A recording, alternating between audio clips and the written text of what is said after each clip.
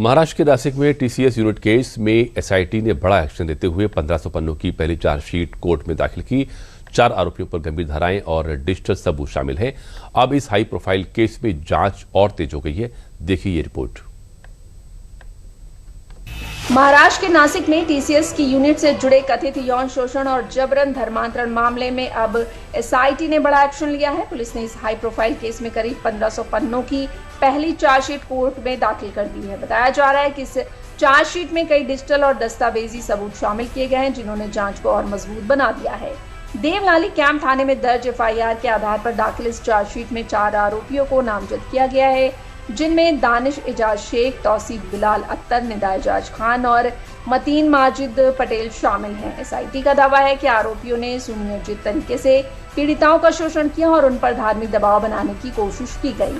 आखिर पुलिस को क्या क्या सबूत मिले, आइए वो भी जान लेते हैं। पुलिस ने मोबाइल फोन डेटा और डिजिटल रिकॉर्ड को सबूत बनाया, साथ ही व्हाट्सएप चैट और स्क्रीनशॉट भी जांच में शामिल। ईमेल ट्रेल और अन्य इलेक्ट्रॉनिक दस्तावेज कोर्ट में पेश किए गए। 17 गवाहों के बयान न्यायिक मजिस्ट्रेट के सामने दर्ज कराए गए। पीड़िता और आरोपियों की मेडिकल रिपोर्ट भी चार्जशीट का हिस्सा। बैंक स्टेटमेंट, पहचान परेड और वाहनों की डिटेल भी शामिल।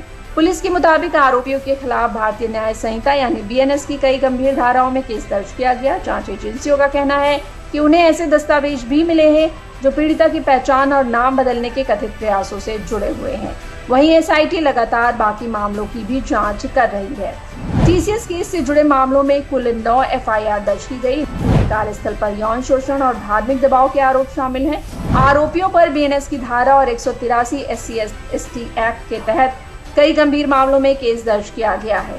अदालत ने अब तक आरोपियों की सभी जमानत याचिकाएं खारिज की।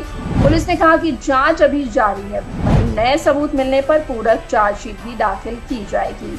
इस पूरे मामले ने कारपोरेट कार्यस्थलों में महिलाओं की सुरक्षा और धार्मिक दबाव जैसे मुद्दों पर कई गंभीर सवाल खड़े कर दिए हैं। वहीं अब एसआईटी की चार्जशीट के बाद इस केस की कानूनी लड़ाई और तेज होती नजर आ रही है। फिलहाल सभी आरोपी न्यायिक हिरासत में हैं और मामले की सुनवाई विशेष अदालत में चल रही है।